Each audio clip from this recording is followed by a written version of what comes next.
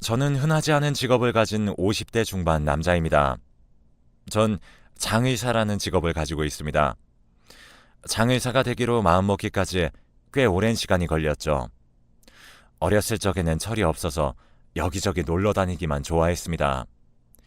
제 아버지도 장의사셨는데 동네 사람들이 아버지 앞에서는 고마운 사람이라고 하면서도 뒤에서는 무서운 사람 취급도 하고 여기저기서 아버지에 대한 말들이 오르내렸죠. 하지만 아버지는 동네 사람들이 그런 말들을 옮기고 다니는 걸 다 아시면서도 장의사라는 직업에 대한 자부심으로 살아가셨습니다. 고인의 마지막 모습을 정돈해주고 배웅해주는 일은 누구나 할 수 있는 일도 아니고 누구나 할 수 있는 일이어서는 안 된다며 이 일을 할 수 있는 것만으로도 굉장히 뿌듯해 하셨습니다. 하지만 저는 장의사만큼은 되고 싶지 않았습니다. 어찌 보면 으스스해 보이는 그 일보다는 조금 더 멋진 일들을 꿈꿨었죠. 그 나이대에 멋져 보이는 일이라곤 오토바이를 타고 도로를 달리는 것이었지만요. 참 어리석은 짓들을 많이도 하면서 살았습니다. 매일 밤이고 낮이고 상관없이 친구들과 몰려다니며 술을 마시러 다녔고 대학도 가지 않고 제대로 된 일자리를 구할 생각도 않은 채로 살았습니다. 아버지도 처음에는 저에게 장의사를 이어받을 생각이 없냐며 물으셨지만 갈수록 망나니 짓을 하는 저를 보시고선 저는 장의사가 될 자격이 없다며 알아서 살라며 어느 순간부터는 저를 놓아버리셨습니다. 그렇게 살다 보니 경찰서도 자주 들락거리고 술에 취했다가 눈을 뜨면 경찰서일 때도 많았죠. 그런 날들을 반복하던 어느 날이었습니다.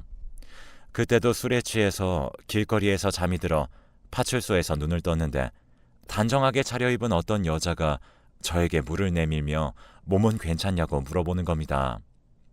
괜히 머쓱해져서 괜찮다며 물도 거절하고 매번 그랬듯 순경에게 눈인사를 쓱 하고선 파출소를 나섰습니다. 그런데 그 여자가 달려나와 저에게 음료수를 하나 쥐어주었습니다.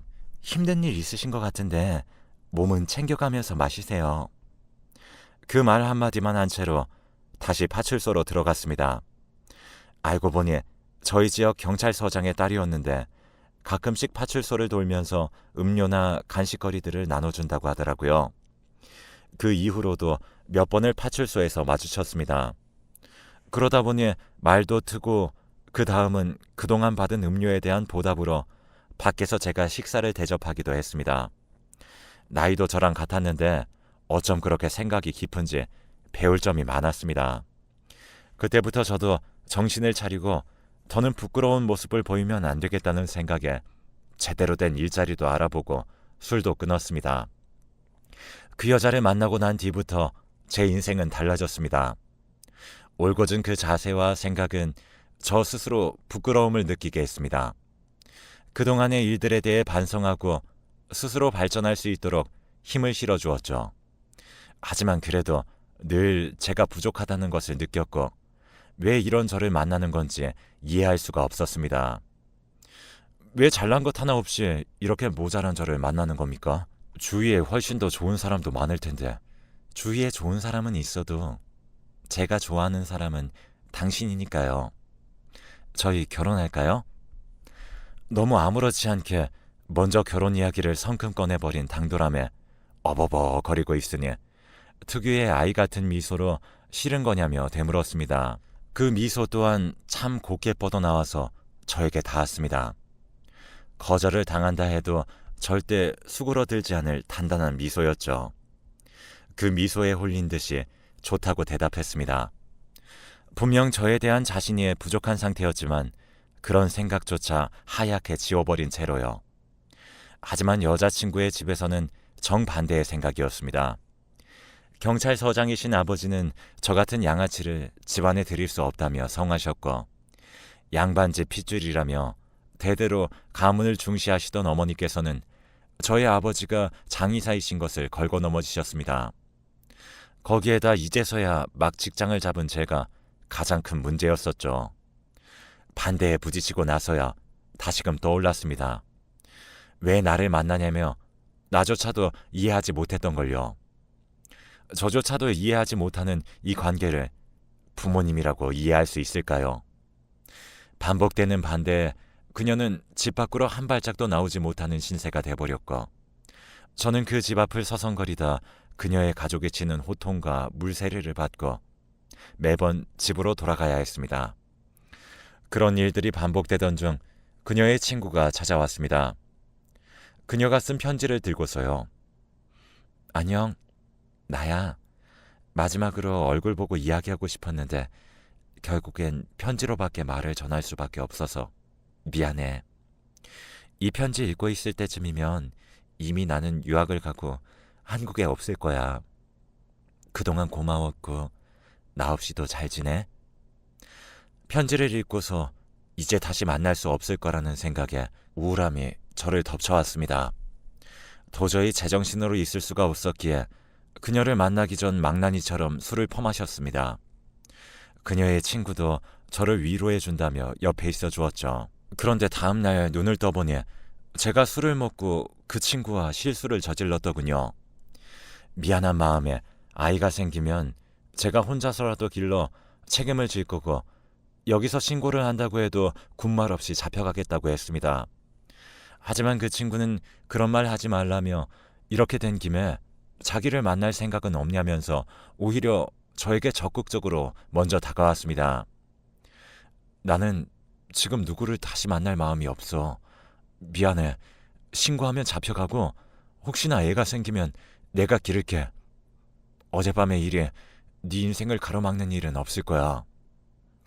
그러지 말고 다시 생각해봐요. 어차피 현주는 유학을 갔고 언제 돌아올지도 몰라요. 사실 저도 기현 씨한테 호감 느끼고 있었고 그래서 어제 같이 술도 마신 거예요. 신고할 생각은 추호도 없으니까 생각해보고 연락해주세요. 그리고선 방을 휙 하고 나가버렸습니다. 하지만 저는 더 고민할 것도 없이 그날 저녁에 미안하다는 사과 문자를 보냈죠. 그 후로 저는 그 동네를 떠나 다른 지역으로 가서 일을 했습니다. 그곳에 있으니 계속 현주 생각이 떠올라 너무 힘들었기 때문이죠. 다시 망나니처럼 돌아갈까봐 부모님은 영 걱정이 많으셨지만 멀리서 간간히 멀쩡히 잘 살고 있다는 연락을 드릴 때면 수화기 너머로 안도의 한숨을 내쉬는 것이 느껴졌습니다. 그 후로 그 친구와도 연락이 끊기고 1년이 지났을 때쯤 누군가 저희 집 문을 두드렸습니다. 바로 그 친구였어요. 하지만 이번엔 혼자가 아니었죠. 갓난아기를 업고서 자기 살림을 다 가지고 왔습니다. 아이가 생겼어요. 말하면 지우라고 하실까봐 일부러 말씀 안 드렸어요.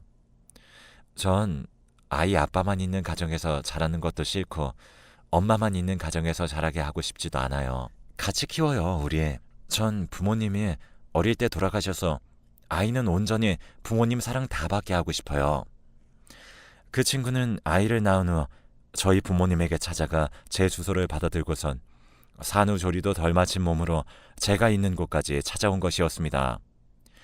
그리고 자기가 살던 집 보증금을 저에게 쥐어주고선 얼마 안 되는 돈이지만 이 돈까지 합쳐서 더 큰 집으로 옮기자고 했죠. 제가 거절할 새도 없이 제 손에 돈까지 쥐어주었습니다. 겨우 정신을 차리고 돈을 다시 돌려주고 거절하려고 했습니다. 그런데 어깨 너머로 보이는 아이의 똘망한 눈에 저는 그만 시선을 사로잡혔습니다. 저를 빼다 박아놓은 듯한 아이의 얼굴을 보니 차마 지나칠 수 없었어요. 그럼 나 혼자 키우는 건 안 돼요. 제가 말을 다 끝마치기도 전에 말꼬리를 잘라먹고선 단호하게 거절했습니다. 그러면서 아이를 조심스레 제 품에 안겨주는데 저를 닮은 생명체가 있다는 것이 너무 감격스러웠어요. 지금까지 아빠가 된 것조차 모르고 있었는데 아이의 눈을 마주치니 저절로 흐뭇함의 미소가 지어졌습니다. 그렇게 그 친구를 제 아내로 맞이하게 되었습니다. 처음에는 아내에 대한 사랑도 없이 결혼한 제가 너무 한심하고 현주에게도 지금 제 아내에게도 너무 미안한 마음이었습니다. 처음에는 제가 제대로 하고 있는 게 맞나라는 생각부터 해서 아들이 제 친자식이 아니면 어떡하지라는 생각까지 해서 아내 몰래 아들의 머리카락을 몇 개 뽑아 친자 검사까지 했었습니다. 결과는 물론 제 친자가 맞다는 뻔한 결과였지만요. 그런 결과가 아니어도 아들은 저를 쏙 빼닮았긴 합니다. 이후로 쑥쑥 커가는 아들을 보고 있으면 그저 아이를 잘 키워야겠다는 생각뿐이었어요. 아들은 가정 형편이 어려운 와중에도 씩씩하게 커주어서 정말 고마웠죠. 초등학교를 들어가니 매번 아들의 알림장에는 아들의 칭찬 일색이었습니다. 아이가 참 곧고 바르게 자랐다며 반 친구들과도 잘 어울리고 친구가 어려운 일이 생기면 늘 먼저 나서서 도와준다면서요. 어쩜 저 같은 사람에게서 이런 아들이 나온 건지 놀랍기도 뿌듯하기도 했죠. 그러던 어느 날 아들이 울면서 집으로 돌아왔습니다. 주말이라 저도 집에 있었는데 아내와 저는 화들짝 놀랄 수밖에 없었어요. 생전에 밖에서 울지 않는 아이였는데 세상이 떠나가라 울면서 들어온 아들의 소리에 시선을 돌리니 아들의 허벅지에서 피가 철철 흐르고 있었기 때문입니다. 어떻게 그 다리로 집까지 걸어왔는지 아내와 저 둘 다 놀라서 아들을 들쳐업고 얼른 병원으로 향했습니다. 주말이라 병원도 응급실만 열었었고 응급실에 가도 한참을 기다려야 했죠. 아들은 놀이터에서 놀다가 미끄럼틀을 타고 내려오는데 뭔가가 허벅지를 찌르는 느낌에 놀라서 미끄럼틀을 타다가 급하게 일어섰다는데 이미 피는 철철 흐르고 있는 상황이었다고 합니다. 알고 보니 미끄럼틀이 오래돼서 날카로운 부분에 베인 거였죠. 결국에 그 조그마한 몸에 수십 바늘을 꿰매고 아들은 옆 허벅지에 세로로 긴 흉터를 가지게 되었습니다. 그 이후로는 아들이 동네에 혼자 놀러 나가는 것도 무서워서 주말이면 아내와 아들과 여기저기 돌아다녔습니다. 야구장에 가기도 하고 그냥 근처 공원에서 놀기도 하면서요. 한 번은 아들과 낚시를 하러 조금 멀리 떠났습니다. 아내는 원래 낚시에 관심이 없기도 하고 몸도 별로 좋지 않다며 둘이서 다녀오라고 했었죠. 하지만 낚시터에 도착하자마자 갑자기 날씨가 안 좋아지기 시작했습니다. 하지만 원래 흐린 날일수록 낚시는 더 잘 되는 법이니까 그러려니 하고 낚시를 하려는데 갈수록 바람이 너무 세지는 겁니다. 그래서 급하게 차로 돌아와 집으로 가려고 하는데 라디오에서 태풍이 갑자기 경로를 바꿔 우리나라 쪽으로 오고 있으니 집에서 나오면 위험하다는 속보가 나오고 있었죠. 그 소식을 들으며 집으로 돌아가는데 태풍이 벌써 코앞까지 온 건지 비바람이 너무 세져서 앞도 잘 보이지 않는 지경이었습니다. 그러다 반대편에서 중앙선을 넘어 운전하는 차를 보고선 피할 틈도 없이 그대로 교통사고가 났습니다. 급하게 아들이라도 살리려 감싸 안았지만 그와 동시에 저는 정신을 잃었습니다. 그 후 제가 다시 정신을 차린 건 2주 후였습니다. 그리고 제가 눈을 뜨자마자 얼마나 울었던 건지 살이 쏙 빠지고 눈만 퉁퉁 부어있는 아내의 모습이 보였습니다. 당신마저 죽는 줄 알았잖아. 당신이라도 무사해서 다행이야. 아내의 말에 이상함을 느낀 저는 아들은 어디 있냐고 물었습니다. 현우는 그 자리에서 하늘나라로 갔어. 당신 못 일어나는 동안 장례도 다 치르고 바다에 뿌려주고 왔어. 그 말에 정신을 놓을 것 같았습니다. 차라리 제가 죽었어야 했다면서 벽에 머리도 쿵쿵 찍어대고 소란이 일어나자 간호사들이 달려와 매번 저를 막아섰습니다. 그 이후 아들이 뿌려진 바다에 가서 때늦은 인사를 나눴습니다. 아들과 마지막 인사를 하며 밀려오는 죄책감에 그저 눈물만 주룩주룩 흘렀습니다. 그 후 저는 아들의 마지막 모습을 보지 못했다는 마음에 응어리가 남아 혹시나 현우가 환생을 한다면 또 혹시나 이번 생같이 짧은 삶을 살다 가게 된다면 그때는 꼭 제가 마지막으로 그 삶을 정리해 줄 수 있는 기적 같은 우연이 일어나길 바라면서 저는 장의사가 되기로 결심했습니다. 그 후로 20년을 가까이 장의사로서 살아왔습니다. 그 사이에 현우가 살아있었다면 될 나이에 아이들을 보내줄 때마다 문득문득 현우가 제 가슴에 휘몰아쳐 가슴팍을 퍽퍽하고 두드렸습니다. 미어지는 가슴을 간신히 부여잡고 염을하기 일쑤였죠. 그러다 2년 전 유독 현우를 닮은 고인을 맞게 되었습니다.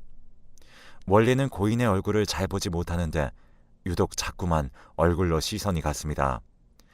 그리고 허벅지를 보니 현우가 어릴 적에 다친 그곳에 옅은 자국이었지만 비슷한 크기의 흉터가 자리 잡고 있었습니다. 거기에다 현우는 쇄골에 큰 점이 하나 있었는데 그것마저 똑같았죠. 너무 이상하다 싶어 고인의 이름을 확인했지만 완전히 다른 이름이었습니다. 하지만 이상하게도 나이와 혈액형은 또 현우랑 똑같았습니다. 우연의 일치일 수도 있지만 혹시나 하는 마음에 고인의 머리카락을 두어 가닥 뽑아서 친자 검사를 해봤습니다. 혹시나 아니라면 고인에게는 정말 죄송한 일이었지만 놀랍게도 고인과 제 유전자 검사 결과지는 친자라고 말하고 있었습니다. 그래서 발이 나기 전 마지막으로 고인의 모습을 보여드릴 때 고인의 가족분들에게 여쭈어보니 고인은 살아생전에 고아였었다며 어릴 적에 크게 사고가 났는데 그게 자기 때문이라며 어머니가 쫓아냈다는 겁니다. 너무 놀라서 그게 무슨 말이냐고 혹시 그 이야기를 자세히 알 수 있냐고 물었더니 고인의 아내, 아니 현우의 아내가 설명해 주었습니다. 남편의 원래 이름은 현우라고 했어요. 그런데 자기를 쫓아낼 때 어머니가 어디 가서 자기 자식이라고 말하지 말라며 다시는 돌아오지 말라고 하고서는 차를 타고 한참을 멀리 가서 제 남편을 버려두고 왔다고 해요. 남편은 자기 때문에 사고가 난 거라고 생각하고 죄책감에 경찰이 물어도 모른다고 기억 안 난다고만 말해서 집으로 돌아가지 않고 그 근처 고아원에서 자랐어요. 그 말을 듣고 믿을 수가 없어서 당장 아내에게 전화를 걸었습니다. 아내에게 당장 이리 와서 당신이 버린 아들 시신 두 눈으로 똑바로 보라고 했습니다. 처음에는 무슨 소리냐면서 딱 잡아떼다가 결국엔 장례식장으로 직접 왔습니다. 그리고 자신이 했던 거짓말들을 실토하더군요. 사실 현우는 당신과 현주 사이에서 태어난 아이예요. 사실 현주가 나와서 먼저 저한테 아기만 당신한테 데려다주고 당신이 있는 곳을 알려주면 자기가 어떻게 해서든 도망쳐서 오겠다고 했어요. 그런데 전 그걸 도와줄 수 없었어요. 저도 당신을 사랑하고 있었고 어떻게 제가 그걸 도와줄 수 있겠어요? 그래서 편지도 내가 조작했어요. 그런 당신이 현주를 포기하고 나한테 마음을 돌릴 거라고 생각했으니까요. 그래서 아이를 데리고 당신한테 간 이후로 현주한테서는 연락도 끊고 현우 키우면서 살았어요. 이름조차 현주랑 비슷해서 볼 때마다 살이 떨렸어요. 혹시나 내가 친엄마가 아닌 걸 들키면 어쩌나 현주가 다시 찾아오지 않을까 그렇게 10년을 벌벌 떨며 살았어요. 그런데 그렇게 현우랑 둘이서 나간 당신이 사고가 나서 곧 숨이 넘어갈 듯이 누워있는데 누군가의 탓이라도 해야 살 것 같아서 그래서 현우한테 그런 거였어요. 당신이 현우를 감싸 안지만 않았더라면 당신은 크게 다치지 않았을 테니까요. 물론 나도 그 이후로 후회도 했어요. 그러고선 현우의 영정사진 앞에서 무릎을 꿇고 눈을 감고선 그동안 너무 미안했다며 그때 한순간 모지게 굴었던 게 이렇게 평생을 마음에 가시 하나 박힌 듯이 살 거였으면 자기가 그래선 안 되는 거였다며 사죄를 했습니다. 자기도 부모 없이 크는 게 얼마나 무섭고 아슬아슬한 삶인지 알면서도 그런 짓을 했다며 손자를 붙잡고 엉엉 울었습니다. 저는 그런 아내를 며느리와 손자에게서 떼어내고 이제 현우도 현우네 가족 앞에도 제 앞에서도 얼씬도 말라고 했습니다. 그날 바로 이혼 서류를 떼와 도장까지 받아내고서 다음날 바로 법원에 제출했습니다. 그 여자에게 위자료라고 줄 것도 받을 것도 없으니 깔끔하게 인연이 끊기더군요. 하지만 끝끝내 저를 찾아와 매번 자기가 잘못했다면서 이미 10년도 훨씬 더 지난 일인데 그 사이에도 잘 살았었지 않냐면서 저를 포기할 수 없다면서 붙잡아 세웠지만 제가 그 사람에게 줄 수 있는 건 싸늘한 눈빛뿐이었습니다. 어떤 말도 기가 차서 나오지 않았습니다. 길거리에서 그 여자는 언성을 높여가며 자신이 그동안 저에게 어떻게 했는데 한순간에 이럴 수가 있냐면서 괴성을 질러댔지만 저는 그런 사람에게 동정심도 분노도 가질 마음의 자리가 없었습니다. 오로지 현우에게 그리고 현주에게 미안한 마음뿐이었습니다.